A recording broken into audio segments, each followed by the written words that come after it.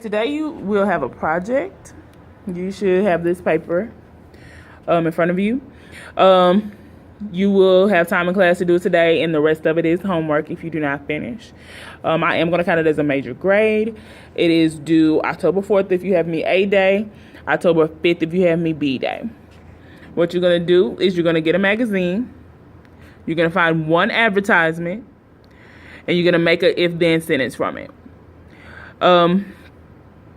And then you're going to make a truth table. So you should get a piece of construction paper. And what you're going to do is find an advertisement. So this is my example here. It says, works in over 200 countries like India. And it's talking about AT&T. So I made a truth table. You need to draw a truth table like this one. And you're going to put the if then, P then Q, Q then P, not P, then not Q, not Q, then not P. So you're going to write, everybody's box right here is going to look exactly the same. And then everybody's sentence is going to be different. And then your true or false statement might be different. So I made the advertisement if then sentence. So it says, if the service works in over 200 countries, then it's AT&T. If the service is AT&T, then it works in over 200 countries. So that's the converse. Inverse, remember that one's just like the first one. So if the service doesn't work in 200 countries, then it's not AT&T. So all you do is negate the first one. And then contrapositive, if the service is not AT&T, then it doesn't work in 200 countries. Okay? And all my statements are false. False, false, false.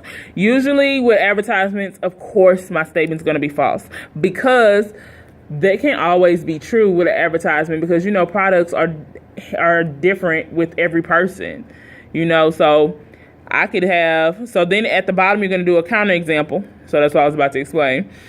So if the country has a natural disaster and its towers fall down, then the service may not work in that country, but it still could be AT&T. So all the AT&T towers could have been knocked down, but it's still AT&T. So it's a counterexample to show that these aren't always true. So remember, a counterexample proves something false. Okay? So that's all you're going to turn in. This is how I'm going to grade it. If you have a school-appropriate advertisement, that's 10 points.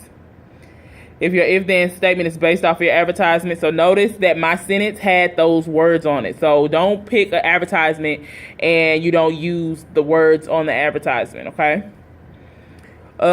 Then if you use the correct converse sentence, a correct inverse, a correct contrapositive, then if your truth values are right and you have a good counterexample, that's a free 100, okay?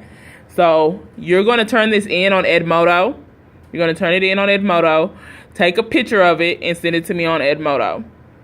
If you don't have access to a phone, like you can't do your mama phone, you can't use the computer at home, then talk to Miss Lawrence.